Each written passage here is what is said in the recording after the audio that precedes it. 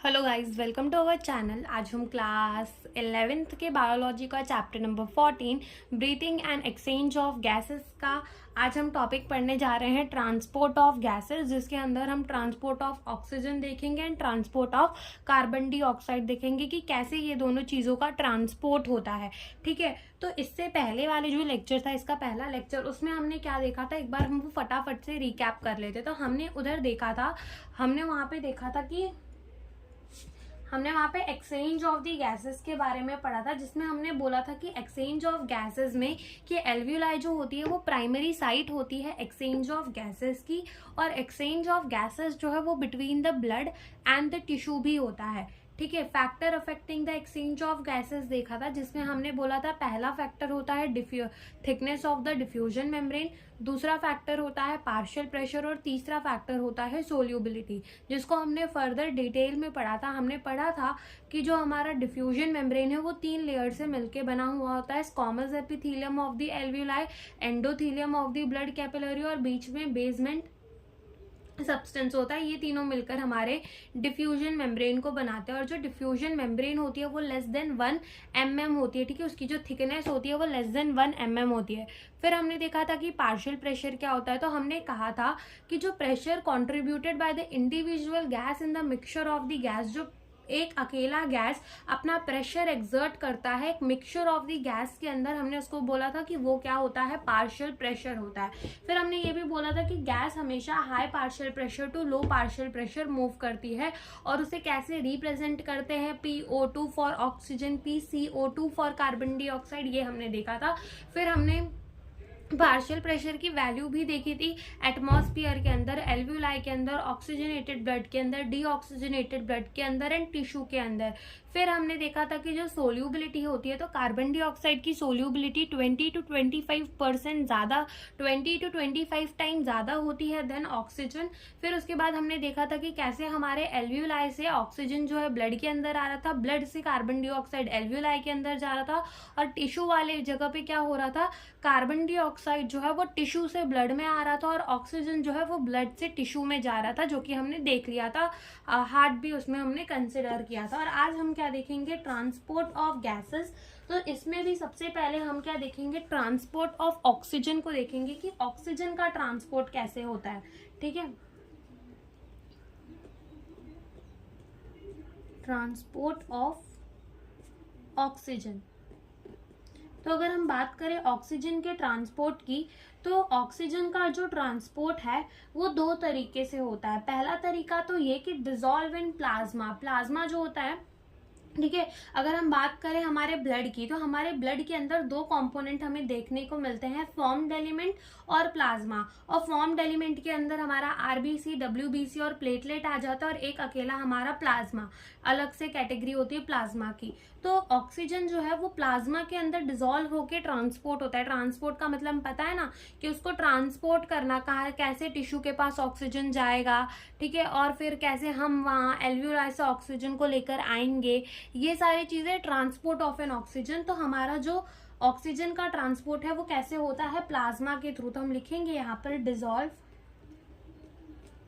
In plasma, लेकिन कितना percent, तो यहाँ पर खाली हम लिख देंगे 3%। 3% हमारा जो ऑक्सीजन है वो कैसे ट्रांसपोर्ट होता है, प्लाज्मा में डिसॉल्व होकर ट्रांसपोर्ट होता है। कितना परसेंट ऑक्सीजन, 3% ऑक्सीजन प्लाज्मा में डिसॉल्व होकर ट्रांसपोर्ट होता है, और रिमेनिंग 97% जो है वो हमारा हेमोग्लोबिन के साथ बाउंड करता है। अब यहाँ पर हम देखते हैं कि हेमोग्लोबिन क्या होता है, बाउंड विथ हेमोग्लोबिन, हेमोग्लोबिन के साथ भी ट्रांसपोर्ट होता है, लेकिन कितना, 97%, यानी ज्यादातर ऑक्सीजन कहाँ से ट्रांसपोर्ट होता है, with the help of the haemoglobin. अब ये हेमोग्लोबिन क्या है हमारा, देखो आरबीसीज की बात करें, यानी कि रेड ब्लड सेल की, तो रेड ब्लड सेल में जो रेड कलर होता है वो रेड कलर क्यों होता है, क्योंकि हमारे रेड ब्लड सेल के अंदर एक पिगमेंट पाया जाता है जिसको कहते हैं हेमोग्लोबिन। हेमोग्लोबिन के वजह से ही हमारा जो रेड ब्लड सेल है उसका कलर रेड होता है।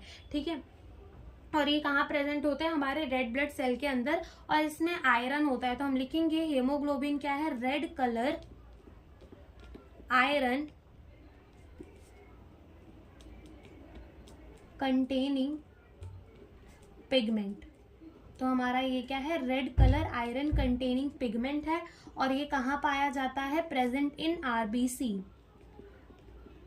Red blood cell. Red blood के सेल के अंदर हमें क्या देखने को मिलता है, हेमोग्लोबिन देखने को मिलता है।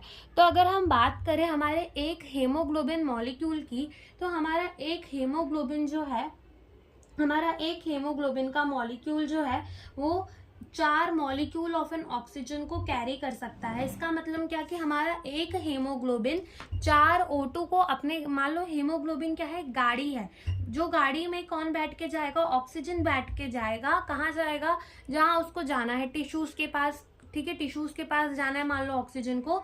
तो हेमोग्लोबिन ऐसा गाड़ी है, ऐसा कोई ट्रेन है मान लो, ठीक है, जो कि ऑक्सीजन को बैठा के ऑक्सीजन को ट्रांसपोर्ट करेगा, ऑक्सीजन को कहीं भेजेगा, ठीक है।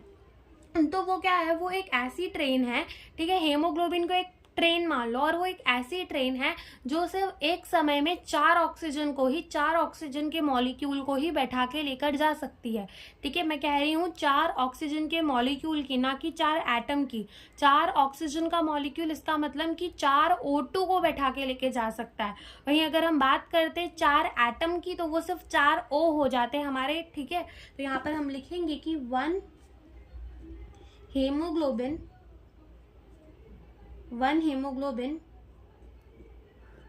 carry 4 molecule of oxygen, 4 molecule of oxygen यानी कि O2, 4 O2 को लेके जा सकता है एक हेमोग्लोबिन। ओके, तो ये हमने देख लिया। अब क्या होता है कि जैसे कि मान लो हमारी क्या है, एल्वियोलाई है, ओके, और एल्वियोलाई में क्या हो रहा है, हमारी एल्वियोलाई से ऑक्सीजन जो है, पेंसिल कहाँ चली गई,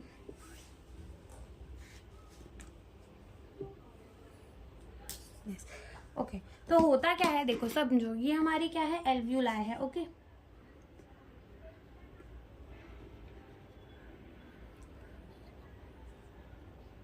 ओके, मान लो ये हमारी क्या है, एल्वियोलाई है, और यहाँ पर हमारी कोई कैपिलरी है, ओके, ये थोड़ी मोटी सी कैपिलरी हमने बना दी है, और इस कैपिलरी के अंदर क्या है, हमारी आरबीसी पड़ी हुई है। पता है आरबीसी का शेप कैसा होता है, आरबीसी का शेप होता है बायकनकेव, और वो ई न्यूक्लिएटेड होती है, यानी कि उसके अंदर न्यूक्लियस जो है वो एब्सेंट होता है। न्यूक्लियस हमें देखने को नहीं मिलेगा आरबीसी के अंदर, न्यूक्लियस एब्सेंट होगा, और वो कैसी होती है, बायकनकेव शेप की। देखो यहाँ से एक कनकेव बन रहा है, कनकेव मतलब गुफा जैसा स्ट्रक्चर, ठीक है। अगर ऐसा होता है तो हम उसको क्या कह देते हैं, कनकेव। अगर यहीं से इसको उल्टा देखें तो ये क्या हो जाता है, कॉन्वेक्स हो जाता है। तो इसको हम क्या कहते हैं कि ये हमारी बायकनकेव है। यहाँ से देखो तो यहाँ पे भी कनकेव, यहाँ से देखो तो यहाँ पे भी कनकेव। तो हमारी आरबीसी कैसी होती है, बायकनकेव होती है, ओके। अब क्या होता है, मान लो हमारे इस एल्वियोलाई के अंदर क्या आया, ऑक्सीजन आया, एल्वियोलाई के अंदर क्या आया, हमारा ऑक्सीजन आया, लिख देते हैं ये क्या है, एल्वियोलाई। एल्वियोलाई के अंदर आया ऑक्सीजन। अब एल्वियोलाई से ये ऑक्सीजन तो ट्रांसपोर्ट होना है, अब एल्वियोलाई ने इस ऑक्सीजन को रखने के लिए तो लिया नहीं होगा, तो इसे क्या होना है, ट्रांसपोर्ट होना है, कहाँ पे, हमारे टिश्यूज के पास जाना है। तो क्या करेगा, हमने बोला 2 तरीके से ऑक्सीजन का ट्रांसपोर्ट होगा। एक तो डिसॉल्व स्टेट प्लाज्मा में 3%, तो थोड़ा सा ऑक्सीजन ये यहाँ भेज देगा, कितना भेज देगा, 3%, ठीक है। और जो रिमेनिंग 97% ऑक्सीजन है वो कहाँ भेज देगा, यहाँ पर भेज देगा। तो यहाँ पर हमारा ऑक्सीजन भेज देगा। जो ऑक्सीजन यहाँ भेजेगा तो ये ऑक्सीजन हमारे हीमोग्लोबिन के साथ बाउंड कर कर क्या बना देगा, HbO2, क्या बना देगा, HbO2 बना देगा। अब ये जो HbO2 है ये क्या है हमारा, ये है हमारा ऑक्सी हेमोग्लोबिन, ठीक है। इसका नाम क्या है, हमारा ऑक्सी हेमोग्लोबिन। और इस ऑक्सी हेमोग्लोबिन के फॉर्म में हमारा कितना % ऑक्सीजन जो है ट्रांसपोर्ट होता है, 97%, ठीक है। तो पहले हम लिखते हैं कि ये वाला जो ये हमारा कंपाउंड बना, ऑक्सीजन जब हेमोग्लोबिन के साथ बाउंड कर गया तो हमारा क्या बना, ऑक्सी हेमोग्लोबिन, क्या बना हमारा, ऑक्सी हेमोग्लोबिन बना। अब अगर हम बात करें इस ऑक्सी हेमोग्लोबिन की, तो ये जो स्ट्रक्चर होता है ऑक्सी हेमोग्लोबिन का वो बहुत ज्यादा कैसा होता है, बहुत ज्यादा अनस्टेबल होता है, ठीक है, अनस्टेबल स्ट्रक्चर। ऐसा क्यों, ये अनस्टेबल क्यों होता है, देखो ऑक्सीजन ने जो है हेमोग्लोबिन के साथ बॉन्ड बना लिया और वो ऑक्सी हेमोग्लोबिन बना लिया, ठीक है। अब हमने बोल दिया कि हमारा, अब मान लो ऐसा थोड़ी हेमोग्लोबिन बोलेगी कि नहीं मैंने अब ऑक्सीजन के साथ बॉन्ड बना लिया, अब मैं ऑक्सीजन को नहीं छोड़ूंगी, जो करना है कर लो, ऐसा थोड़ी बोलेगी हेमोग्लोबिन। बॉन्ड ही क्यों बनाया गया है? ताकि हम इस ऑक्सीजन को टिश्यू तक डिलीवर कर सके। तो होता क्या है कि यहाँ पर एल्व्यूलाई के साइट में, ठीक है, एल्व्यूलर रीजन में यहाँ पर ऑक्सी हेमोग्लोबिन बन तो जाता है, लेकिन जैसे ही ये ब्लड टिश्यू के पास पहुंचता है तो टिश्यू में कुछ ऐसी कंडीशंस होती है कि टिश्यू में हमारा कार्बन डाइऑक्साइड ज्यादा होता है, ठीक है, वहां पर हमारा H+ हमें ज्यादा देखने को मिलेगा। तो वो सारी कंडीशंस होती है टिश्यू पे, हमें लो pH देखने को मिलेगा, टेम्परेचर ज्यादा देखने को मिलेगा, O2 कम देखने को मिलेगा। तो ऐसे फेवरेबल कंडीशंस हो जाती है हमारे टिश्यू के पास, जहां पर हमारी ये जो ऑक्सी हेमोग्लोबिन है ये टूट कर हमें क्या दे देती है? हेमोग्लोबिन और ऑक्सीजन दे देती है। तो ये ऑक्सीजन जो है वो अल्टीमेटली क्या किया जाता है? डिलीवर कर दिया जाता है टिश्यू को, और हेमोग्लोबिन जो है वो बाउंड बना लेता है किसके साथ? कार्बन डाइऑक्साइड के साथ, जो कि हम आगे पढ़ेंगे। तो इतना समझ में आया कि हेमोग्लोबिन हमारा अनस्टेबल स्ट्रक्चर क्यों है, क्योंकि इस हेमोग्लोबिन को टिश्यू वाले साइट में जाकर टूटना है और ऑक्सीजन को रिलीज करना है ताकि ऑक्सीजन टिश्यूज को मिल सके। तो हम यहाँ पे लिख लेते हैं कि ऑक्सीजन प्लस हेमोग्लोबिन मिलकर क्या बनाएंगे? Oxy haemoglobin. कौन सी जगह पे बनाएंगे? एल्व्यूलर रीजन में, ठीक है, एल्व्यूलाई में, एल्व्यूलाई में, ठीक है। और अपना ऑक्सी हेमोग्लोबिन टूट के हेमोग्लोबिन प्लस ऑक्सीजन कहाँ पर बनाएगा? हमारे टिश्यू वाले रीजन में, ठीक है, टिश्यूज वाली जगह पे हमारी ये रिएक्शन जो है ऐसी चलेगी। यानी कि ये कैसी होती है? रिवर्सिबल रिएक्शन होती है, जो कि दोनों डायरेक्शन में प्रोसीड कर सकती है। ऑक्सीजन प्लस हेमोग्लोबिन मिलके ऑक्सी हेमोग्लोबिन भी बना सकते हैं, और हेमोग्लोबिन टूट के ऑक्सीजन और हेमोग्लोबिन भी दे सकता है, ठीक है। अब तो ये हमारी बात हो गई कि हमारी ऑक्सीजन जो है वो ट्रांसपोर्ट कैसे होती है। अब हम देखेंगे क्या? Oxygen dissociation curve. अब ऑक्सीजन डिसोसिएशन कर्व को समझने से पहले हमें थोड़े से कुछ इंपॉर्टेंट पॉइंट को समझना पड़ेगा, और वो इंपॉर्टेंट पॉइंट बहुत इजी से हैं। सबसे पहला इंपॉर्टेंट पॉइंट ये है कि हमें ये याद रखना होगा कि जो हमारा 100 ml ऑफ ब्लड होता है, 100 ml ऑफ दी ब्लड के अंदर कितना ग्राम ऑफ हेमोग्लोबिन पाया जाता है, हमें ये याद रखना पड़ेगा। तो हमारे 100 ml ऑफ ब्लड के अंदर 15 ग्राम ऑफ हेमोग्लोबिन हमें देखने को मिल जाता है। तो कोई पूछे कि 100 ml ऑफ दी ब्लड के अंदर कितना ग्राम हेमोग्लोबिन होता है, तो 100 ml ऑफ दी ब्लड के अंदर हमारा 15 ग्राम ऑफ हेमोग्लोबिन होता है, ठीक है। और फिर उसके बाद बात की जाए, ये तो 15 ग्राम हेमोग्लोबिन हो गया, ओके। तो अगर कोई पूछे 15 ग्राम हेमोग्लोबिन में कितना ऑक्सीजन, ठीक है, 15 ग्राम हेमोग्लोबिन जो है वो कितने ऑक्सीजन को अपने साथ लेकर जा सकता है।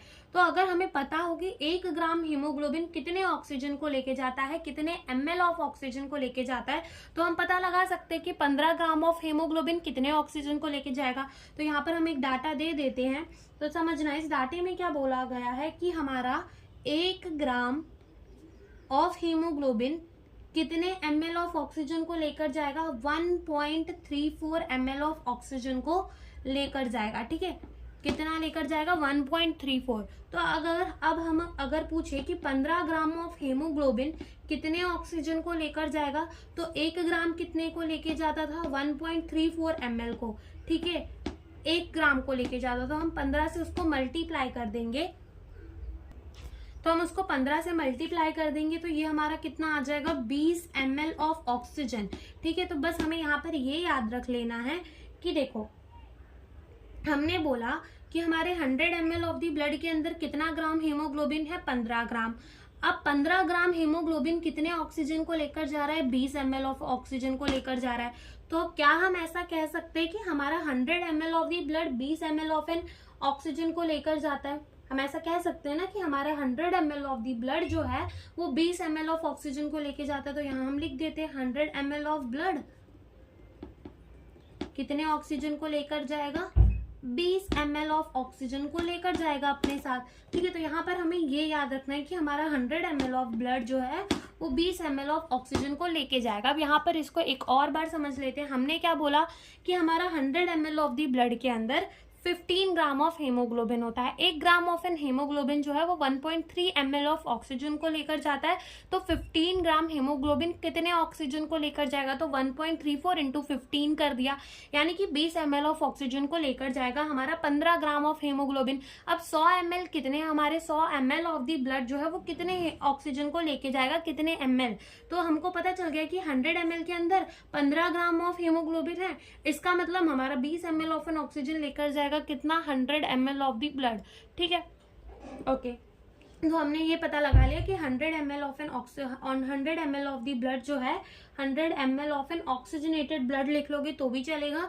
कितना लेकर जाता है, हमारा 20 ml ऑफ ऑक्सीजन को लेकर जाता है। ओके, अब क्या होता है कि every 100 ml of an oxygenated blood लेकर तो 20 ml ऑफ ऑक्सीजन को जाता है, लेकिन ये पूरे के पूरे 20 ml ऑक्सीजन जो है ये टिश्यू को नहीं दे देता। तो टिश्यू को कितना देता है, तो तुम अगर एनसीईआरटी की सेकेंड लास्ट लाइन पढ़ोगे तो वहां लिखा है कि every 100 ml of oxygenated blood can deliver around 5 ml of oxygen to the tissue under the normal physiology condition. यानी कि नॉर्मल फिजियोलॉजी कंडीशन जब टेम्परेचर सही है, पीएच सही है और सब कुछ सही है, तब हमारा 100 ml ऑफ ऑक्सीजनेटेड ब्लड सिर्फ 5 ml ऑफ द ऑक्सीजन किसको देता है, टिश्यू को देता है। तो वो लेकर तो 20%, जब 20 ml जाता है तो टिश्यू को सिर्फ 5% क्यों देता है। अब मान लो तुम्हारे पास तुमको पॉकेट मनी मिलती हो, ठीक है, और तुमने क्या किया कि पॉकेट मनी को एक ही दिन में खर्चा कर दिया, और अचानक से कुछ काम आ गया कि बोल दिया स्कूल में प्रोजेक्ट बनाना है, पैसे लाओ। तो पैसे तुम कहाँ से लाओगे, इसके लिए तुम पूरी की पूरी जो पॉकेट मनी है वो एक बार में थोड़ी खर्चा करोगे, तुम उसको सोच समझ के खर्चा करोगे कि आगे मुझे ये कब काम कहाँ पड़ जाए, कहाँ नहीं जा सकता। ठीक है, तो तुम सोच समझ के खर्चा करोगे। ऐसे ही जब हमारा 100 ml of an oxygenated blood जाता है 20 ml ऑफ ऑक्सीजन टिश्यू के पास लेके, तब भी वो टिश्यू को सिर्फ 5 ml देके आता है। रिमेनिंग 15 ml वो रखता है, जो कि मस्कुलर एक्सरसाइज के टाइम पर यूज हो जाती है। तो यहाँ पे हम लिखेंगे every 100 ml of oxygenated blood deliver only 5 ml of oxygen to the tissue under normal condition 5%। अगर हम 20 का 5 ml बोले, इसका मतलब ये कितना परसेंट हो जाएगा, 25%। ठीक है, कितना हो जाएगा, 25% हो जाएगा। तो हमने बोला कि हर एक 100 ml ऑफ ऑक्सीजनेटेड ब्लड जो है वो सिर्फ 5 ml ऑफ ऑक्सीजन को टिश्यू के पास भेजता है अंडर नॉर्मल कंडीशन, यानी 25% ऑक्सीजन जो है वो टिश्यू को दे देता है। ठीक है, remaining 15 ml of oxygen is used in muscular exercise। यानी कि हम क्या कह सकते हैं, 75% ऑफ ऑक्सीजन। ठीक है, 20 ml का 15 ml जो है तो वो कितना परसेंट हो जाएगा, 75%। ठीक है, तो यहाँ पर हमें ये समझ में आ गया। जैसे मान लो हम इसको एक डायग्राम से भी समझ लेते हैं। जैसे मान लो ये हमारी क्या है, टिश्यू है, ये हमारी क्या है, टिश्यू है, और ये हमारी क्या है, कैपिलरी है। कैपिलरी ने दे दिया ऑक्सीजन किसको, टिश्यू को, ये न्यूक्लियस बना देते हैं, टिश्यू को दे दिया। तो हम यहाँ पे लिखते हैं कि 5 ml ऑफ O2, ठीक है, दे दिया है, और यहाँ पर कितना बच गया है, 50 ml ऑफ O2 यहाँ पर ही रह गया है, बच गया है, जो कि क्या होगा, यूज हो जाएगा कब, मस्कुलर एक्सरसाइज के टाइम पे, और ये हमारा कितना हो जाएगा, 75% हो जाएगा। तो ये हमने समझ लिया। ओके, अब हम क्या समझेंगे, अब हम समझेंगे ऑक्सीजन डिसोसिएशन कर्व को। ठीक है, तो यहाँ पर हम समझते हैं ऑक्सीजन डिसोसिएशन कर्व। तो अगर अपन बात करें ऑक्सीजन डिसोसिएशन कर्व की, तो जब percent saturation of the haemoglobin with the oxygen को प्लॉट किया जाता है against the partial pressure of the oxygen, तो हमें एक कर्व मिलता है जिसको हम कहते हैं ऑक्सीजन डिसोसिएशन कर्व, जो कि हमें सिग्मॉइड कर्व मिलता है, यानी कि हमें एस शेप का कर्व मिलता है। तो हम लिखते हैं कि व्हेन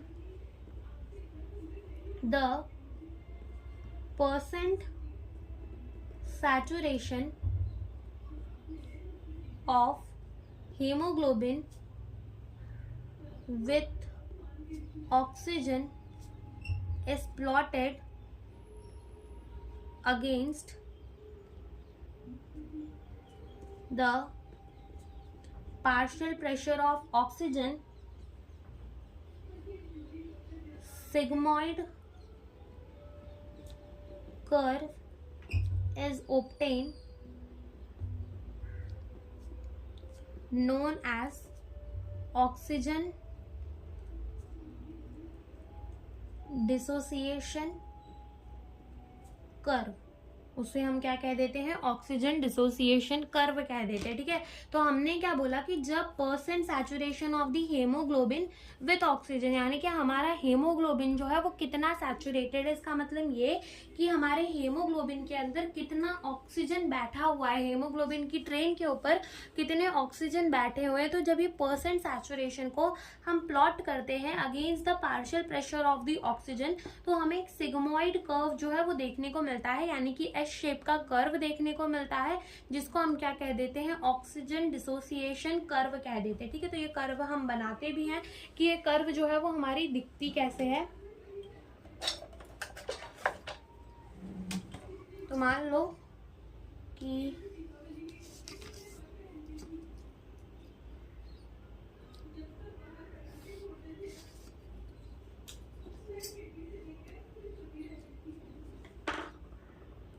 यहाँ पर हमारा क्या है, percent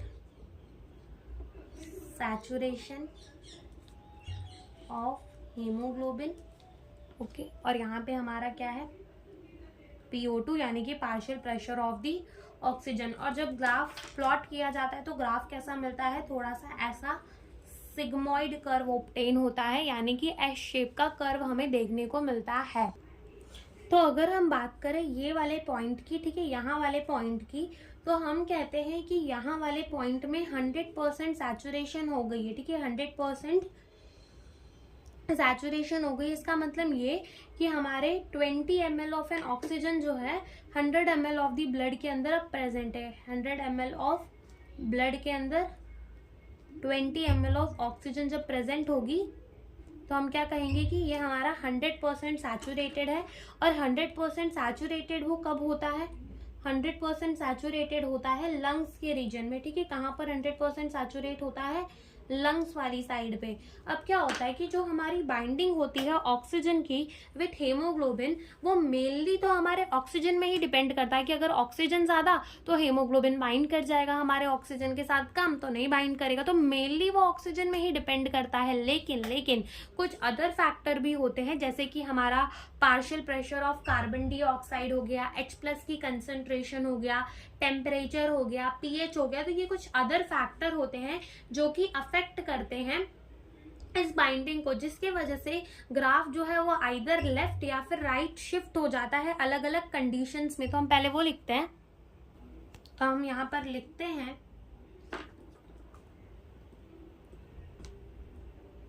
binding of oxygen with hemoglobin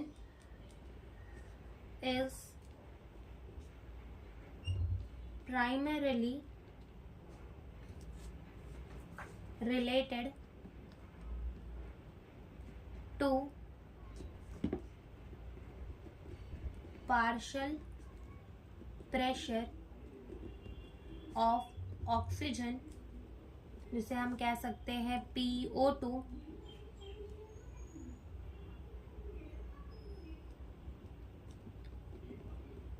partial pressure of CO2, H+ की आयन, टेम्परेचर ये सब अदर फैक्टर है जो कि अफेक्ट कर सकते हैं हमारे बाइंडिंग को। Are other factor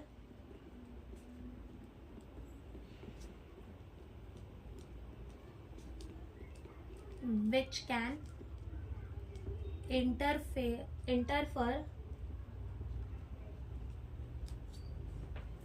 with this binding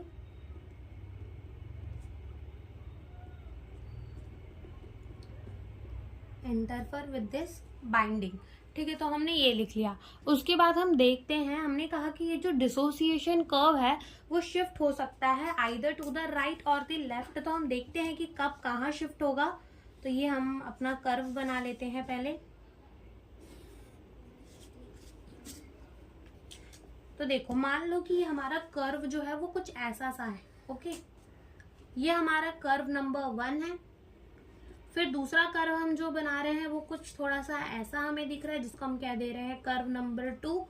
और तीसरा जो हम कर्व बना रहे हैं वो थोड़ा हमें कुछ ऐसा सा देखने को मिल रहा है, जिसको हम क्या दे रहे हैं, curve number 3।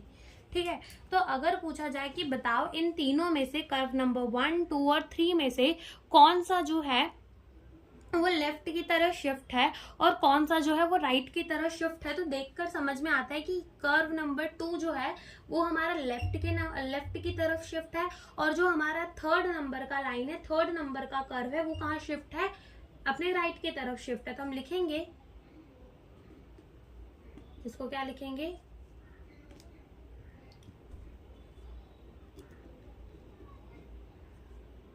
Shifted to left. ठीक है, ये कहाँ शिफ्ट हो गया, लेफ्ट, और हम इसमें लिखेंगे शिफ्टेड टू राइट। ठीक है, ये कहाँ शिफ्ट हो गया है, लेफ्ट की तरफ, ये कहाँ शिफ्ट हो गया है, राइट की तरफ। ठीक है, तो हम यहाँ पे लिखेंगे कि जब भी हमारा ये जो कर्व है वो राइट की तरफ शिफ्ट होता है तो हमें ये पता चल जाता है कि लेस सैचुरेशन, यानी कि हमारा जो हीमोग्लोबिन है वो कम सैचुरेट हुआ है विथ ऑक्सीजन के साथ। तो हम लिखेंगे कि ये क्या दिखाता है, less saturation of haemoglobin with oxygen. और ऐसा जो नज़ारा है कि जब हमारा हीमोग्लोबिन ऑक्सीजन के साथ ज़्यादा बाइंड नहीं करेगा तो ये हमें कहाँ देखने को मिल जाएगा, एट अ टिश्यू लेवल। तो क्या होगा, देखो सबसे पहले तो लेस सैचुरेशन है, यानी कि हीमोग्लोबिन ज़्यादा ऑक्सीजन के साथ बाइंड नहीं किया है। इसका मतलब क्या चल रही होगी कि जो हमारा ऑक्सी हीमोग्लोबिन है वो टूट रहा होगा। तो हम लिखेंगे डिसोसिएशन ऑफ HbO2, यानी कि ऑक्सी हीमोग्लोबिन का क्या हो रहा होगा, डिसोसिएशन हो रहा होगा। कहाँ पे हो रहा होगा, at tissue level. Tissue level पे ये टूट रहा होगा, क्यों, क्योंकि ऑक्सीजन देना है टिश्यू को। एट टिश्यू लेवल क्या हो रहा होगा, टिश्यू लेवल में देखो, टिश्यू लेवल में हमारा O2 जो है कम होगा। ठीक है, CO2 जो है वो ज्यादा होगा, जिसके वजह से हमारा ये जो HbO2 है वो टूट रहा होगा। ठीक है, अब CO2 ज्यादा है तो H प्लस ज्यादा होगा, क्योंकि आगे हम पढ़ेंगे कि CO2 जब हमारा कंबाइन करता है तो हमारा वाटर के साथ तो बनाता है H2CO3, जो फर्दर हमारा देता है बाइकार्बोनेट आयन और H प्लस, यानी कि जहां पर CO2 ज्यादा होता है वहां पर H प्लस ज्यादा होता है, और जहां पर H प्लस ज्यादा है तो वहां का pH कैसा हो जाएगा, लो, क्योंकि उसमें H प्लस ज्यादा है, यानी कि pH उसका 1 to 7 के बीच में pH लो रहेगा। ठीक है, pH उसका कम होता जाएगा। ठीक है, तो pH रहेगा रो, और टेम्परेचर जो है उसकी ज्यादा होती है ऐसे केस के अंदर। ठीक है, ये हमें कहाँ देखने को मिलता है, टिश्यू लेवल पे। ओके, और जब हमारा ये जो ग्राफ है वो लेफ्ट की तरफ शिफ्ट हो जाए तो ये हमें इंडिकेट करता है कि यहाँ पर ज्यादा सैचुरेशन हो रही है। Indicate more saturation of hemoglobin with oxygen. ये हमें दिखाता है कि हमारा हीमोग्लोबिन जो है और ज्यादा से ज्यादा क्या कर रहा है, जुड़ रहा है किसके साथ, ऑक्सीजन के साथ। तो ऐसा कहाँ देखने को मिलेगा, हमको टिश्यू लेवल में देखने को मिलेगा। ठीक है, या सॉरी एल्व्यूलर लेवल पे, एल्व्यूलर साइट में हमें देखने को मिलेगा, एल्व्यूलर साइट के अंदर देखने को मिलेगा। ठीक है, इससे क्या होगा कि PO2 हमारा ज्यादा होगा, PCO2 हमारा कम होगा। जब CO2 कम तो H प्लस की कंसेंट्रेशन कम, H प्लस की कंसेंट्रेशन कम तो pH हमारा कैसा होगा, हाई होगा। और इसी का एकदम अपोजिट, जैसे टिश्यू में टेम्परेचर ज्यादा था तो यहाँ पर क्या होगा, टेम्परेचर हमारा कम होगा। ठीक है, तो ये हमारे जो थे कि ऐसे हमारा डिसोसिएशन कर्व जो है वो वेरी करता है अलग अलग कंडीशंस के अंदर। तो एक बार अगर हम इसकी एनसीईआरटी रीड कर लेंगे तो हमारे लिए ये ज्यादा इजी हो जाएगा। तो देख आप भी अपने एनसीईआरटी में देखो, देखो लिखा है वहां पर, haemoglobin is the red colour iron containing pigment present in the RBC. Haemoglobin क्या है? एक red colour iron containing pigment है जो कि कहाँ प्रेजेंट होता है? हमारी आरबीसी के अंदर प्रेजेंट होता है। O2 can bind with the hemoglobin in the reversible manner to form the oxyhemoglobin। Oxygen haemoglobin के साथ बाउंड करता है रिवर्सिबल मैनर में, यानी कि वो बन भी सकता है टूट भी सकता है, दोनों डायरेक्शन में रिएक्शन जो है वो चल सकती है। क्या बनाने के लिए? ऑक्सी हेमोग्लोबिन बनाने के लिए हमारा ऑक्सीजन जो है हेमोग्लोबिन के साथ जुड़ रहा है। Each hemoglobin molecule can carry a maximum 4 molecule of oxygen। हर एक हेमोग्लोबिन का जो मॉलिक्यूल है वो कितने ऑक्सीजन के मॉलिक्यूल को कैरी कर सकता है? 4 मॉलिक्यूल ऑफ ऑक्सीजन को साथ में लेकर चल सकता है। Binding of oxygen with the haemoglobin is primary related to the partial pressure of O2। जो बाइंडिंग है ऑक्सीजन की हेमोग्लोबिन के साथ वो प्राइमरी किसके साथ रिलेटेड है? विद द O2, ठीक है, primary related to the O2 and partial pressure of CO2। Hydrogen ion concentration, temperature are the other factor which can interfere with this binding. ठीक है, जो मेन काम रहता है वो ऑक्सीजन का रहता है, लेकिन partial pressure of carbon dioxide, hydrogen ion की क्या कंसंट्रेशन है, टेम्परेचर क्या है, ये सारे कुछ फैक्टर है जो कि इंटरफेयर करते हैं इस बाइंडिंग के साथ, यानी इसे अफेक्ट करते हैं। A sigmoid curve is obtained when the partial saturation of the hemoglobin with the O2 is plotted against the partial pressure of O2। ठीक है, this curve is known as a oxygen dissociation curve. इसी curve को क्या कहते हैं? Oxygen dissociation curve कहते हैं। And it is highly useful in studying the effect of the factor like the PO2, H plus concentration etc. on binding of oxygen with the hemoglobin। और कह रहे हैं ये जो कर्व है वो बहुत ज्यादा यूजफुल होती है हमें पढ़ने के लिए कि हमारा PCO2 का कंसंट्रेशन क्या है, H plus की कंसंट्रेशन क्या है, ये सारे का इफेक्ट क्या हो रहा है, ये सारी चीजें पढ़ने के लिए। देखो इन्होंने बोला है कि एल्व्यूलाई रीजन पे जहां पर हमारा ऑक्सीजन ज्यादा होता है, PO2 ज्यादा होता है, PCO2 कम होता है, H प्लस आयन कंसेंट्रेशन कम होती है, टेम्परेचर कम होता है, तो ये सारे फैक्टर जो होते हैं वो फेवरेबल होते हैं formation of the oxy haemoglobin के अंदर। ठीक है, तो बस इन्होंने ये नहीं बताया कि तब हमारा ग्राफ जो है लेफ्ट की तरफ शिफ्ट हो जाएगा, तो ये हमने लिख दिया है। ठीक है, फिर उसके बाद उन्होंने बोला है कि टिश्यू के अंदर हमारा ऑक्सीजन जो है वो कम होता है, CO2 ज्यादा होता है, H प्लस की कंसेंट्रेशन ज्यादा होती है, टेम्परेचर ज्यादा होती है, और ये सारी कंडीशन जो होती है वो हेल्पफुल होती है dissociation of N oxygen from the oxy haemoglobin. बस इन्होंने ये नहीं बताया कि तब हमारा ग्राफ जो है वो राइट की तरफ शिफ्ट कर जाता है। ठीक है, और ये क्लियरली इंडिकेट करता है कि हमारा ऑक्सीजन जो है वो हेमोग्लोबिन के साथ बाउंड करता है लंग सरफेस में और डिसोसिएट हो जाता है टिश्यू में, जो कि सबको पता है। फिर हमने ये भी देख लिया कि every 100 ml of oxygenated blood around कितना ml of N oxygen deliver करते हैं? 5 ml ऑफ ऑक्सीजन डिलीवर करते हैं टिश्यू को under the normal physiological condition. Okay, तो ये हमारा हो गया क्या? Transport of oxygen. अब हम देखते हैं transport of carbon dioxide.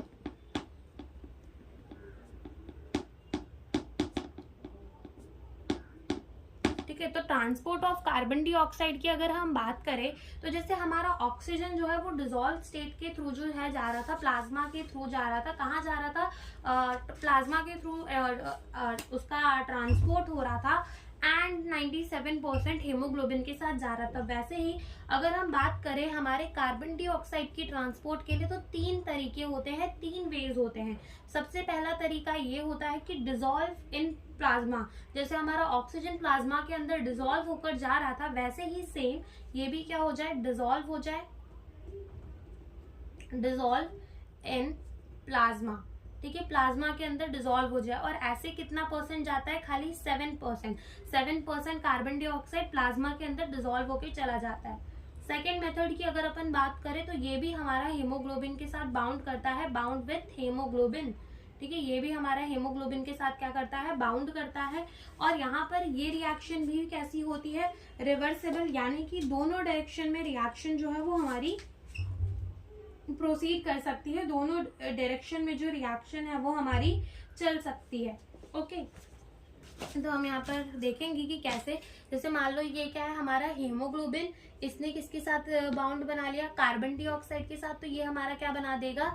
HbCO2। तो ये HbCO2 कहाँ बनेगा? टिश्यू वाले लेवल में बनेगा। और ये HbCO2 टूटेगा कब? हमारे एल्वियोलाई के अंदर जो है ये टूट जाएगा। ठीक है, किसके अंदर? Hb और CO2 के अंदर, ताकि हमारा CO2 जो है वो एल्वियोलाई से बाहर चला जाए और टिश्यू के अंदर इसको बांध के जो हेमोग्लोबिन है वो हमारे एल्वियोलर लंग्स तक जो है वो लेकर आता है। ठीक है, उसके बाद हमने इसको क्या बोलते हैं? इसको कहते हैं कार्ब अमीनो हेमोग्लोबिन। क्या कहते हैं इसको?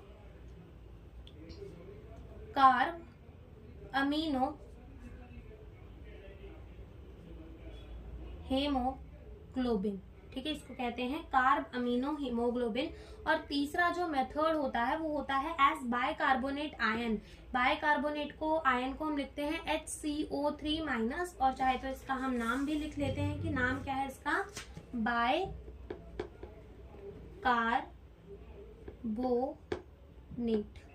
ठीक है, बाइकार्बोनेट आयन के थ्रू भी जो है ट्रांसपोर्ट होता है। सबसे पहले हमने बोला एज डिसॉल्व स्टेट, फिर हमने बोला हेमोग्लोबिन के साथ बाउंड करके, फिर हमने बोला कि एज बाइकार्बोनेट आयन भी ट्रांसपोर्ट होता है। अब सबसे ज्यादा यहाँ पर कुछ समझने जैसा है तो वो यही है कि बाइकार्बोनेट आयन के थ्रू बाइकार्बोनेट आयन बनके हमारा ऑक्सीजन, हमारा कार्बन डाइऑक्साइड जो है वो ट्रांसपोर्ट कार्बन डाइऑक्साइड का होता कैसे है एक्चुअल में? बाइकार्बोनेट आयन से। तो अगर हम देखें तो इधर पे भी मान लो कि हमारी ये क्या है? आरबीसी है, जो कि कैसी होती है? राउंड होती है एंड बाइकनकेव होती है शेप के अंदर। तो ये हमने अपनी क्या बना ली? आरबीसी बना ली। ओके, ये हमने अपनी आरबीसी बना ली। अब आरबीसी के अंदर ये हमारा जो कार्ब अमीनो हेमोग्लोबिन है ये तो बन ही रहा होगा। तो ये रिएक्शन आप अलग समझ लेना, वरना यहाँ पर बहुत ज्यादा खिचड़ी पक जाएगी। ठीक है, हम यहाँ पे समझते हैं कि कैसे हमारा बाइकार्बोनेट आयन बनेगा। तो यहाँ पर क्या होता है कि CO2 हमारे कैसे, मान लो आरबीसी के अंदर क्या आ गई? CO2 आ गई। हमारे आरबीसी के अंदर क्या आ गई? CO2 आ गई। और पहले हम परसेंटेज लिख लेते हैं कि 7% कार्बन डाइऑक्साइड कैसे ट्रांसपोर्ट होता है? प्लाज्मा के अंदर डिसॉल्व होकर। 70% जो है वो एज अ बाइकार्बोनेट आयन जो है वो ट्रांसपोर्ट होता है। और नियरली 20 to 25% जो है वो आरबीसी के थ्रू ट्रांसपोर्ट होता है, यानी कि हमारा कार्ब अमीनो हेमोग्लोबिन बनकर। और ये कहीं कहीं पे 23% भी लिखा होता है। ठीक है, तो ये जो कार्बन डाइऑक्साइड है ये किसके साथ रिएक्ट करता है? वाटर के साथ। और क्या बनाकर देता है? ये बनाकर देता है H2CO3। और ये H2CO3 फर्दर हमें क्या बनाकर देता है? H+ और बाइकार्बोनेट यानी कि HCO3- बनाकर देता है। तो देखो यहाँ पर समझ पे आया कि जहां हमारा कार्बन डाइऑक्साइड ज्यादा होगा वहां पर हमारे H+ ज्यादा होंगे। क्यों? क्योंकि कार्बन डाइऑक्साइड वाटर के साथ रिएक्ट करके H2CO3 बना रहा है, जो कि फर्दर डिसोसिएट होकर H+ और हमारा क्या बना रहा है? HCO3- बना रहा है। ठीक है, बाइकार्बोनेट आयन बना रहा है। ठीक है, तो इतना हमें समझ में आ गया जाना चाहिए कि जहां पर कार्बन डाइऑक्साइड जहां, वहां H+ ज्यादा, और जहां H+ ज्यादा वहां पर pH कम। ठीक है। अब क्या होगा कि अब ये जो बाइकार्बोनेट आयन है ना ये बहुत ज्यादा मतलबी है। अब ये कैसे मतलबी है? देखो क्या होता है कि आरबीसी के अंदर ये बाइकार्बोनेट आयन बन तो जाता है, आरबीसी के अंदर ये बाइकार्बोनेट आयन बन तो जाता है, लेकिन ये बाइकार्बोनेट आयन क्या कहता है कि मुझे बस तुम्हारे बनना है, तुम्हारे अंदर रहकर मुझे बनना है, बाद में मुझे तुमसे कोई मतलब नहीं। इसका मतलब क्या कि जैसे मान लो कोई इंसान होते हैं, जब तक उनका कुछ काम होता है तो हमारे पीछे आगे घूमते रहते हैं, और जैसे ही काम होता है तो क्या करते हैं? वो चले जाते हैं। वैसे ही यहाँ पर आरबीसी जो है वो बेचारा है। ठीक है, जिससे कौन काम निकलवा रहा है? अपना बाइकार्बोनेट आयन। अब वो बन चुका है आरबीसी के अंदर रह के, अब वो आरबीसी को छोड़ के जा रहा है। क्यों? क्योंकि उसका काम जो है वो हो चुका है, यानी कि बाइकार्बोनेट आयन बन गया आरबीसी के अंदर। अब आरबीसी के अंदर हमारी एक एंजाइम होती है दैट इज कार्बोनिक हाइड्रेज। ठीक है, कार्बोनिक एनहाइड्रेज, जो कि बहुत ज्यादा फास्टेस्ट एंजाइम होती है। तो ये हमारी आरबीसी के अंदर होती है, जिसकी वजह से फटाफट से हमारा बाइकार्बोनेट आयन बन जाता है। अब ये बाइकार्बोनेट आयन कहते हैं कि भाई मेरा काम खत्म, मैं चला अपनी आरबीसी को छोड़कर। ठीक है, तो ये आरबीसी को छोड़कर जो है बाहर निकल जाता है, बन आरबीसी के अंदर गया, लेकिन ट्रांसपोर्ट कैसे होगा? प्लाज्मा में ही रहकर बाइकार्बोनेट आयन की तरह ट्रांसफर होगा, यानी कि ये जो है हमारी आरबीसी से निकल जाएगा HCO3-, प्लाज्मा में रह के अच्छा खासा ट्रांसपोर्ट होगा।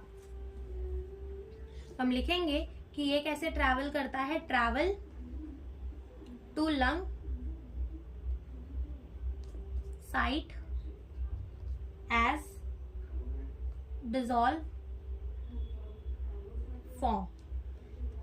ठीक है, कैसे ट्रांसफर होगा, लंग के साइड पे ट्रांसफर होगा डिसॉल्व फॉर्म में, ऐसे लिख लो। ठीक है, travel to the lung side as dissolve form. लेकिन बन कहाँ गया है, आरबीसी के अंदर ये बन चुका है।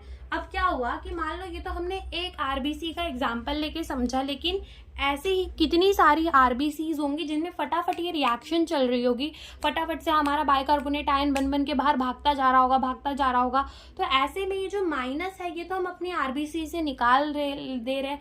तो ये जो आयन का जो ये इक्विलिब्रियम है, यानी कि जो आयन बैलेंस है एक दूसरे से, ये तो बहुत ज्यादा क्या हो जाएगा, खराब हो जाएगा। पूरा माइनस माइनस निकालते जा रहे हैं हम आरबीसी के अंदर से। ठीक है, तो ये तो बहुत संतुलन जो है वो बिगड़ जाएगा, जिसके वजह से क्या होता है कि हमारा Cl माइनस, ठीक है, क्लोराइड आयन, ठीक है, क्लोराइड आयन जो है वो कहाँ जाता है, हमारे आरबीसी के अंदर जाता है, ताकि बैलेंस बना रहे, आयन का जो है बैलेंस बना रहे। और इस जैसे एक माइनस निकाला तो एक माइनस Cl माइनस डाल दिया, एक माइनस निकाला तो एक Cl माइनस डाल दिया, एक माइनस निकाला तो एक Cl माइनस डाल दिया। ठीक है, ताकि बैलेंस बना रहे। तो ये जो क्लोरीन जाता है इसी को क्या कह देते हैं, क्लोराइड शिफ्ट कह देते हैं, क्लोराइड शिफ्ट कह देते हैं। इसे क्या कह देते हैं, क्लोराइड शिफ्ट कह देते हैं। तो यहाँ पर क्लोरीन जाता है, इसको कह देंगे हम क्लोराइड शिफ्ट। ओके ओके, अब हम देख लेते हैं कि ये हमारा Ca जो हमने लिखा है वो क्या है हमारा, दिस इज एंजाइम। ये क्या है, एंजाइम है जिसका नाम क्या है, कार्बोनिक एनहाइड्रेज, जो कि बहुत ज्यादा फास्ट एंजाइम है, बहुत अच्छे से एकदम फास्ट काम करता है। ओके, और अब यहाँ पे जैसे हमने ऑक्सीजन का देखा कि every 100 ml of an oxygenated blood 5 ml of oxygen जो है वो डिलीवर कर देता है। वैसे ही अगर अपन बात करें तो every 100 ml of deoxygenated blood 4 ml of carbon dioxide को डिलीवर करता है, कहां पर, टू एल्वियोलाई। ठीक है, तो ये क्या हमने बोला कि every 100 ml of deoxygenated blood जो है वो around 4 ml of carbon dioxide को डिलीवर करता है एल्वियोलाई के अंदर। ओके, और अब हम पढ़ेंगे रेगुलेशन ऑफ द रेस्पिरेशन। तो अगर हम बात करें रेगुलेशन ऑफ द रेस्पिरेशन, इसका मतलब ये कि हमारे रेस्पिरेशन को कौन रेगुलेट करता है। रेस्पिरेशन का मतलब यहाँ पर है ब्रीथिंग, तो हमारी ब्रीथिंग को कौन रेगुलेट करता है, हमें वो देखना है। हमें देखना है रेगुलेशन ऑफ द रेस्पिरेशन। तो अगर अपन बात करें रेस्पिरेशन के रेगुलेशन की, तो ये दो तरीके से हो सकता है, और वो दो तरीके क्या है, पहला तो ये एक हमारे नर्वस सिस्टम के थ्रू हो सकता है और एक केमिकल के थ्रू हो सकता है। तो हम कहेंगे कि जो हमारा रेगुलेशन ऑफ द रेस्पिरेशन है ये दो तरीके से हो सकता है। एक हमारा हो सकता है नर्वस रेगुलेशन,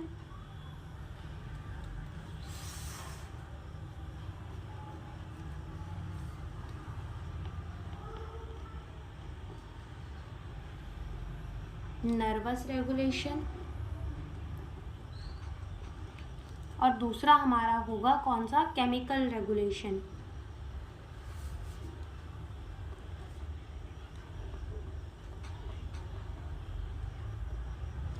अगर हम बात करें नर्वस रेगुलेशन की, तो नर्वस रेगुलेशन दो रीजन्स होते हैं हमारे ब्रेन के अंदर, उनके हेल्प से होता है। तो एक है हमारा RRC, जिसे हम क्या कह देते हैं, बाय रेस्पिरेटरी रिदम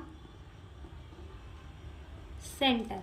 और ये जो रेस्पिरेटरी रिदम सेंटर है इसको हेडक्वार्टर की तरह मान सकते हो। मतलब जितने बाकी सब है वो ना, मतलब वो क्या कर सकते हैं, वो रेस्पिरेटरी रिदम सेंटर को बता सकते हैं कि हमारे बॉडी के अंदर कार्बन डाइऑक्साइड जो है वो बहुत ज़्यादा हो चुकी है, तो उसे निकालो। ठीक है, निकालो उसको। लेकिन अल्टीमेटली जो है काम कौन करेगा, रेस्पिरेटरी रिदम सेंटर, क्योंकि इसका जो कंट्रोल होता है वो हमारे डायफ्राम, इंटरकोस्टल मसल, तो ये इनके जो न्यूरॉन्स होते हैं वो डायरेक्टली उससे कनेक्टेड होते हैं। तो ये हमारा रेगुलेट कर सकता है, और बाकी इससे आकर बताएंगे कि ये हो गया है बॉडी के अंदर, एंड देन ये क्या करेगा, रेगुलेट करेगा। ठीक है, और दूसरा हमारा होता है बाय द PC, जिसको हम क्या कहते हैं, न्यूमोटैक्सिक सेंटर।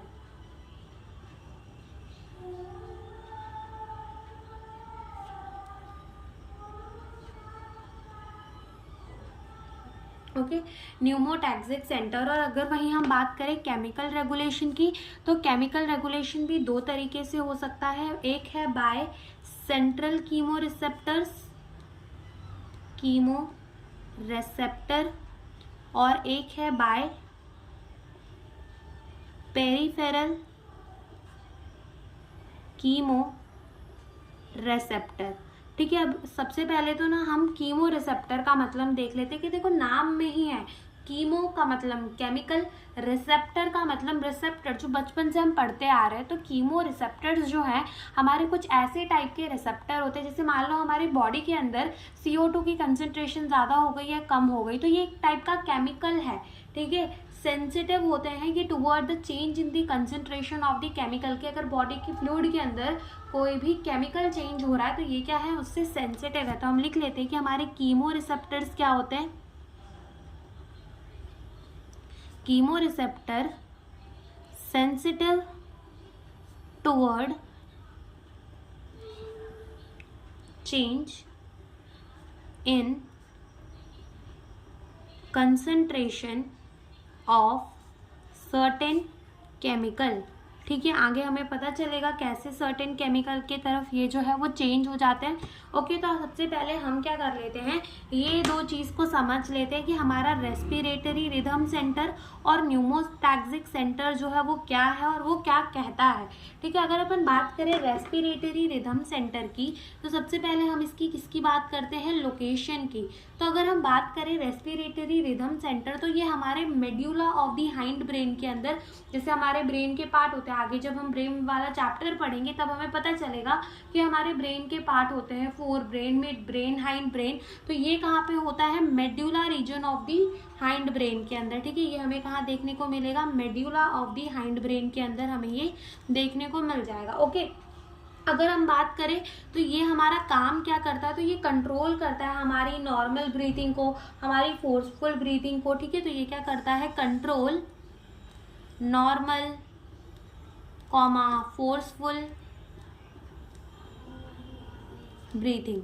ठीक है, ये क्या करता है, कंट्रोल करता है हमारी नॉर्मल और फोर्सफुल ब्रीथिंग को। ठीक है,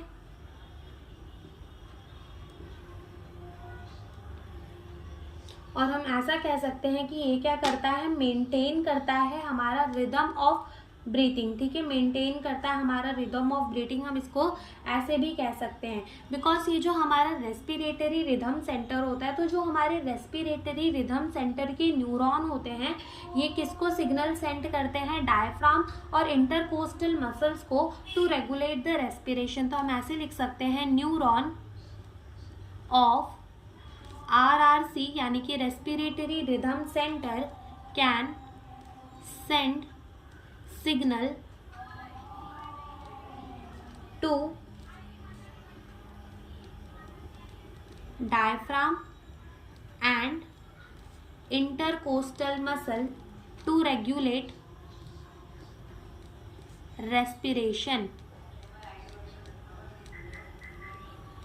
ठीक है, टू रेगुलेट द रेस्पिरेशन। तो ऐसे हम यहाँ पर लिख सकते हैं। तो हमने क्या बोला, जो हमारी रेस्पिरेटरी रिदम सेंटर है उसकी लोकेशन कहाँ है, medulla of the hind brain के अंदर। क्या कंट्रोल करता है, हमारी नॉर्मल फोर्सफुल ब्रीदिंग, या फिर हम ऐसा कह सकते हैं जो रिदम है हमारी ब्रीथिंग की वो कंट्रोल करता है।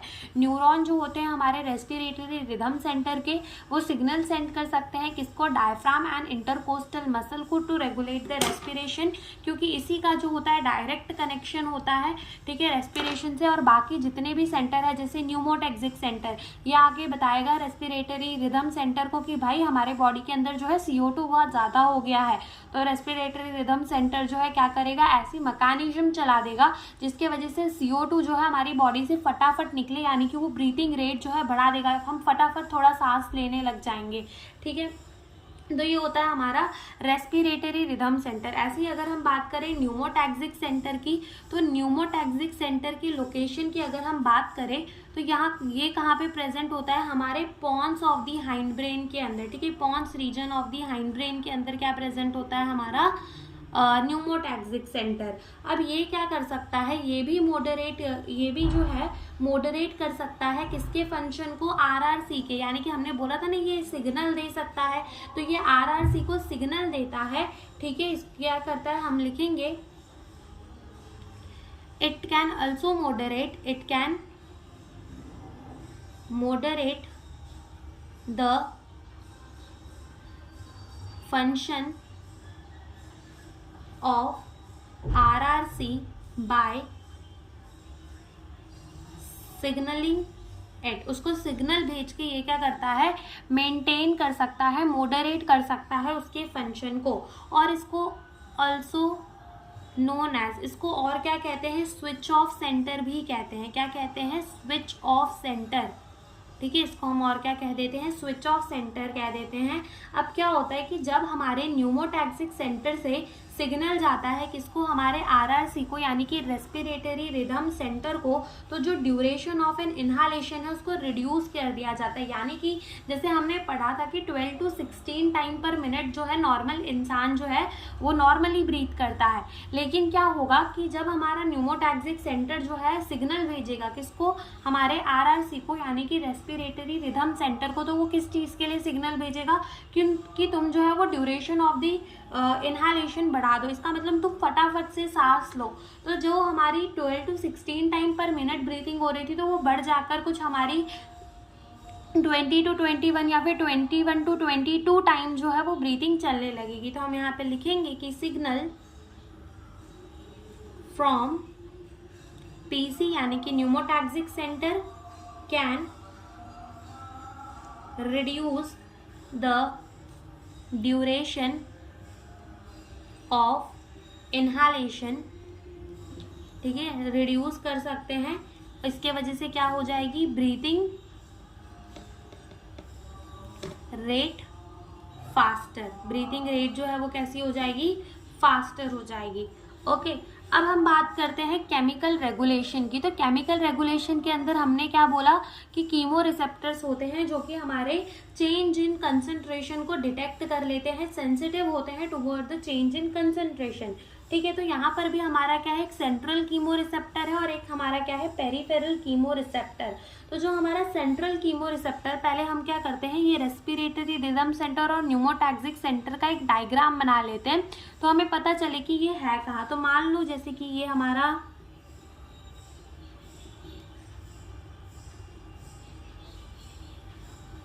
ठीक है, ये हमारा ब्रेन का एक पार्ट है जिसमें से ये वाला जो पार्ट है वो क्या है, हमारा पॉन्स एरिया,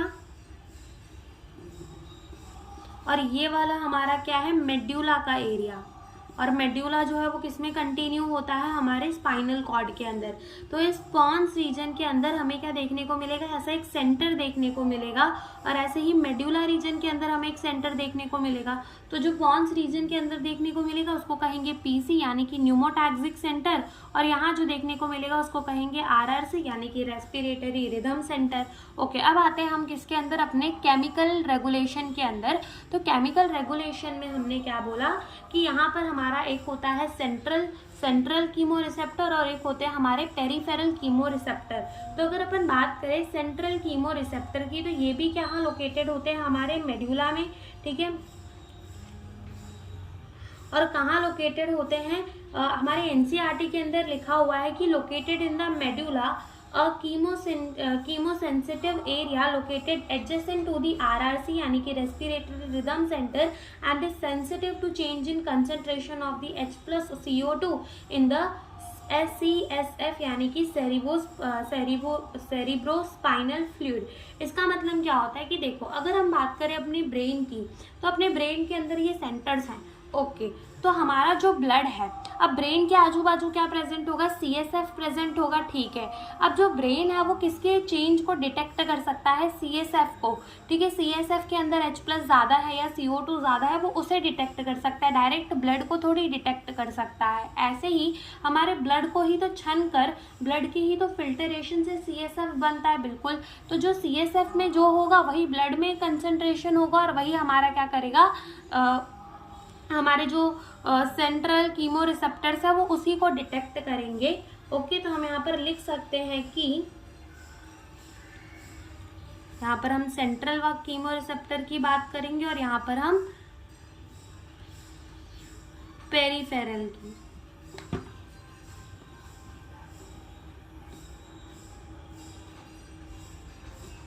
तो अगर अपन बात करें सेंट्रल की, तो ये कहाँ लोकेटेड है? Located in medulla a chemo sensitive area adjacent to respiratory rhythm center and is sensitive to change in concentration of H plus and CO2 in CSF यानी कि सेरिब्रोस्पाइनल फ्लूइड। ठीक है, तो देखो जब भी क्या होता है कि हमारे बॉडी के अंदर अगर CO2 बढ़ जाता है तो ये रिसेप्टर्स जो हैं वो उसे सेंस कर लेते हैं, सेंसिटिव होते हैं रिसेप्टर, तो वो उसे सेंस कर लेते हैं कि हाँ भैया चेंज जो है वो आया है, और उसी हिसाब से वो RRC को सिग्नल भेजता है और RRC अपने हिसाब से क्या करता है, डिसीजन लेता है कि उसे क्या करना है। ठीक है, तो यहाँ पर हम लिखेंगे कि ये क्या करता है, increase in CO2 and H plus can cause this to send signal to RRC। ठीक है, ये किसको सिग्नल भेजेगा, RRC को भेजेगा कि हमारे बॉडी के अंदर CO2 बहुत ज़्यादा बढ़ चुका है। तो ये किसको सिग्नल भेजेगा, RRC, और RRC क्या सोचेगा, CO2 बढ़ गया है तो CO2 को जल्दी निकालना पड़ेगा बॉडी से। ठीक है, तो वो क्या करेगा, ब्रीथिंग रेट को फास्टर कर देगा, जिसके वजह से क्या हो जाएगी, ब्रीथिंग रेट इंक्रीजेस। ठीक है, फिर उसके बाद हमारा क्या आता है, पेरिफेरल आता है, पेरिफेरल कीमो रिसेप्टर। तो अगर अपन बात करें पेरिफेरल कीमो रिसेप्टर की, तो इसके अंदर हमें फर्दर दो और देखने को मिलते हैं। एक है हमारा आयोटिक आर्क, आयोटिक बॉडी, और एक है हमारी कैरोटेड बॉडी।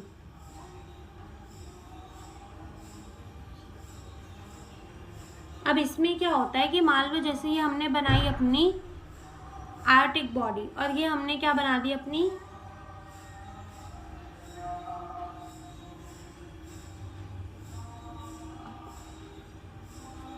अब ये जो होती है, इनमें क्या होता है कि इनके वॉल्स में कुछ रिसेप्टर्स प्रेजेंट होते हैं, कुछ हमारे कीमो रिसेप्टर्स प्रेजेंट होते हैं। तो यहाँ से मान लो ब्लड जा रहा है तो इसमें क्या प्रेजेंट है, ये कीमो रिसेप्टर प्रेजेंट है, जो कि ये डिटेक्ट कर लेगा कि हमारे बॉडी, हमारे ब्लड के अंदर जो है वो कार्बन डाइऑक्साइड ज़्यादा हो चुका है। ठीक है, जैसे मान लो ये हमारी क्या है, अयोटा ही है।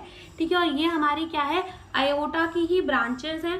ठीक है, जो कि क्या करती है, ऑक्सीजनेटेड ब्लड सप्लाई करती है ब्रेन को। ठीक है, हम लिख लेते हैं कि ये हमारी क्या है, branch of aorta which supply oxygenated blood to brain। किसे सप्लाई करती है, ऑक्सीजनेटेड ब्लड ब्रेन को सप्लाई करती है। और वैसे ही इसके अंदर भी क्या होते हैं, रिसेप्टर्स जो है वो प्रेजेंट होते हैं, ये भी डिटेक्ट कर लेते हैं अगर कोई भी आयन के कंसंट्रेशन में चेंज आता है, और अल्टीमेटली किसी से सिग्नल भेजते हैं RRC को। तो हम यहाँ लिख देते हैं इसका भी एक common point, increase in concentration of CO2 and H plus in blood cause this receptor send signal to RRC। ठीक है, ये भी किसको सिग्नल भेजते हैं, RRC को भेजते हैं, जिसके वजह से अगेन ब्रीथिंग रेट जो है वो बहुत ज़्यादा क्या हो जाती है, बढ़ जाती है, ब्रीथिंग रेट जो है वो बढ़ जाती है। और NCERT के अंदर एक और लाइन दी हुई है जिसमें हमें कहा गया है कि जो रोल ऑफ ऑक्सीजन होता है इन दी रेस्पिरेशन वो कैसा होता है, इनसिग्निफिकेंट होता है। यानी कि देखो जैसे कि अगर CO2 बहुत ज़्यादा बढ़ता है तो ये रिसेप्टर्स उसको डिटेक्ट कर लेते हैं कि CO2 बढ़ चुका है, लेकिन अगर हम बात करें ऑक्सीजन की, अगर ऑक्सीजन कम भी होता है तब भी ये रिसेप्टर्स डिटेक्ट नहीं कर पाते। ठीक है, इसीलिए कहा जाता है कि जो रोल ऑफ ऑक्सीजन होता है in the case of the respiration वो कैसा होता है, क्वाइट इनसिग्निफिकेंट। तो यहाँ हम नोट डाल के लिख लेते हैं, क्या लिखेंगे, role of oxygen is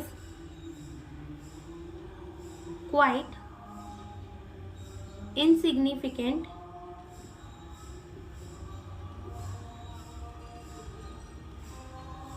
in regulation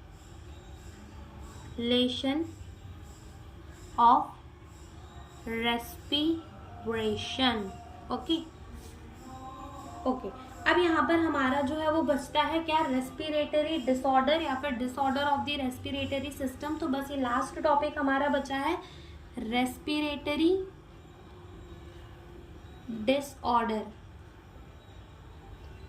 respiratory disorder. तो अगर हम बात करें रेस्पिरेटरी डिसऑर्डर की, तो यहाँ पर हमें खाली 3 रेस्पिरेटरी डिसऑर्डर दिए गए हैं जो कि जल्दी जल्दी खत्म हो जाएंगे। जो सबसे पहला रेस्पिरेटरी डिसऑर्डर हमें दिया गया है वो दिया गया है एस्थमा। ठीक है, सबसे पहला हमें क्या दिया गया है, एस्थमा। अब एस्थमा में क्या होता है, देखो एक्चुअल में क्या होता है, ब्रीथ यानी सांस लेने में बहुत ज़्यादा क्या हो जाती है, प्रॉब्लम होने लग जाती है। ये एक एलर्जिक बीमारी होता है, जैसे किसी किसी को डस्ट से एलर्जी होती है कि डस्ट नहीं आया कि उनका छींकना चालू हो जाता है, किसी किसी को पॉलन से एलर्जी होती है। ठीक है, किसी किसी को पॉलन से एलर्जी होती है। और 10th में एक चैप्टर पढ़ा होगा आपने जिसमें वो जो चोर रहता है उसको क्या होता है, हे फीवर होता है। तो हे फीवर क्या होता है कि जब भी वो प्लांट के कांटेक्ट में आता था तो उसको क्या होने लग जाती थी, छींक होने लग जाती थी। वो चैप्टर का नाम था अ क्वेश्चन ऑफ ट्रस्ट, जो कि क्लास 10th में आया था। ठीक है, तो वहाँ पर उसको क्या होने लग जाती थी, हे फीवर, बहुत ज़्यादा छींकें आने लग जाती थी। ऐसे ही बहुत सारे लोगों को अलग अलग चीज़ों से क्या होती है, एलर्जी होती है। वैसे ही अस्थमा भी एक एलर्जिक डिसऑर्डर है जिसके वजह से क्या होती है, इन्फ्लामेशन यानी कि सूजन आ जाती है। किसमें, वॉल ऑफ दी ब्रोंकाई। हमने ब्रोंकाई देखा था, बिल्कुल देखा था, ब्रोंक्यूल्स देखा था, बिल्कुल देखा था पहले लेक्चर या दूसरे लेक्चर में। ठीक है, तो वो ब्रोंका एंड ब्रोंक्यूल्स के वॉल में क्या आ जाती है, इन्फ्लामेशन आ जाती है, उसमें सूजन आ जाती है जिसके वजह से सांस लेने में प्रॉब्लम होती है। तो हम यहाँ पे लिखते हैं कि it is an allergic disorder. ठीक है, ये क्या होता है, एक एलर्जिक डिसऑर्डर होता है इन विच, जिसमें क्या होता है, देयर इज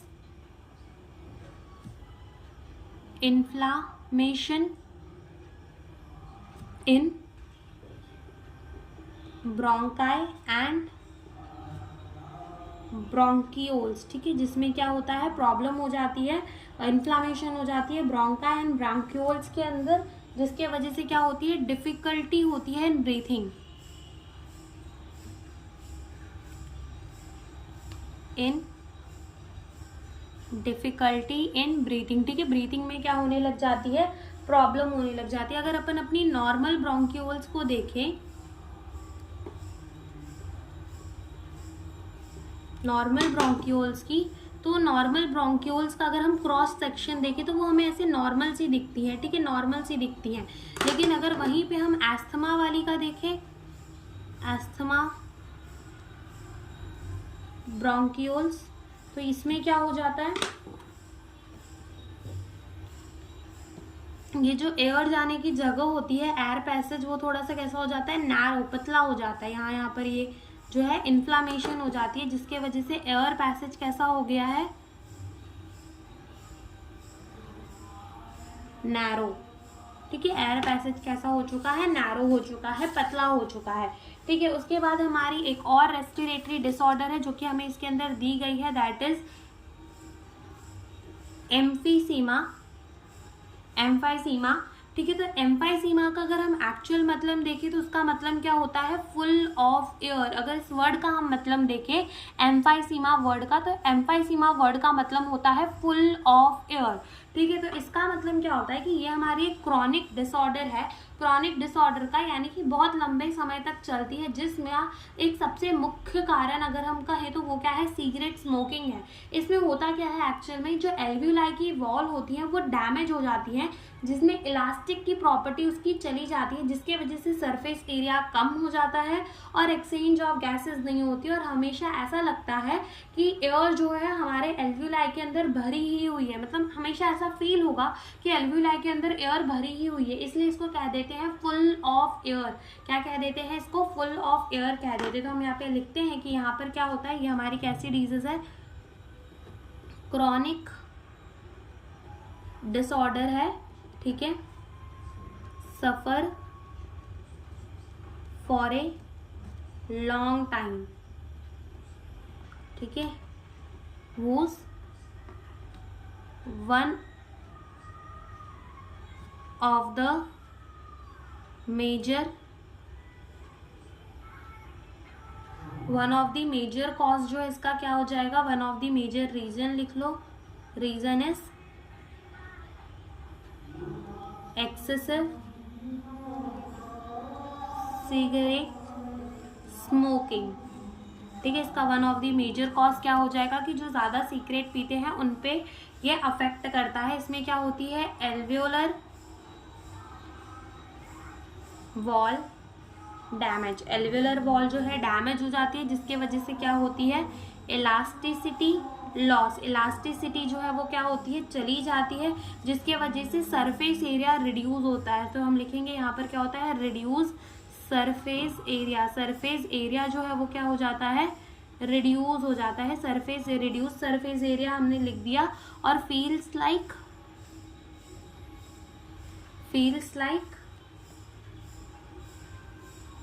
ऐसा लगता है कि हमेशा एयर जो है वो भरी हुई है। Lungs still filled with air, ठीक है। लंग्स जो है हमेशा किस में भरी हुई है? एयर में। और थर्ड हमारा बचता है एक last disorder, that is occupational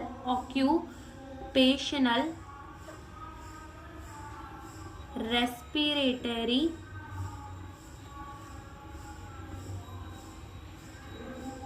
occupational respiratory disorder. तो ये जो ऑक्यूपेशनल नाम में ही आ रहा है ऑक्यूपेशन, तो लोगों का जो ऑक्यूपेशन होता है यानी कि उनकी जो जॉब होती है, तो कोई कोई इंसान कहाँ जॉब करते हैं? जिस कंपनी में सीमेंट बनता है वहाँ काम करते हैं, या फिर उस कंपनी में काम करते हैं जहाँ कोल है, माइन है, या फिर जहाँ पर स्टोन टूटते हैं उस कंपनी में काम करते हैं, कंस्ट्रक्शन साइट्स में काम करते हैं। तो ऐसे में क्या होता है कि वो बहुत सारे पॉल्यूटेंट के कांटेक्ट में आते हैं, जो पॉल्यूटेंट जो है उनके लंग्स में जाकर जमा हो जाती है, जिसकी वजह से सीरियस लंग डैमेज होता है, ठीक है। तो ऐसे में क्या होता है कि वो जो वर्कर उस कंपनी में काम करते हैं उनको प्रोटेक्टिव मास्क पहनने की सलाह दी जाती है। ये बस इतना ही है। तो लिखते हैं यहाँ पर for people working in coal mine, coal या फिर माइन या फिर सीमेंट या फिर stone breaking industry, small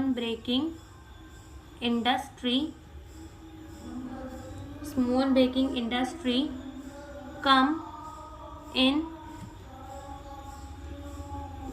contact with pollutant in everyday life, जिसके वजह से क्या होती है? सीरियस लंग डैमेज, क्या हो जाती है? सीरियस लंग डैमेज हो जाती है। और ऐसे में क्या उनको सजेस्ट किया जाता है? मास्क पहनने को, ठीक है। तो हम लिखेंगे यहाँ पर should wear protective mask, okay. तो यहाँ पर मेरे थोड़े जगह नहीं बची थी पेपर पर, इसलिए मैंने लिख दिया। तो आप पूरा लिख लेना कि the people in the industry should wear the protective mask या फिर should suggested to wear the protective mask. तो यहाँ पर हमारा ये जो चैप्टर है breathing and exchange of the gases वो होता है खत्म। अब इसके बाद इसकी एनसीईआरटी की रीडिंग जो है वो 2 वीडियो के अंदर आपको मिल जाएगी। एक वीडियो में हम आधा एनसीईआरटी रीड कर देंगे और दूसरे वीडियो के अंदर आधा और रीड कर देंगे, okay. So thank you for watching the video.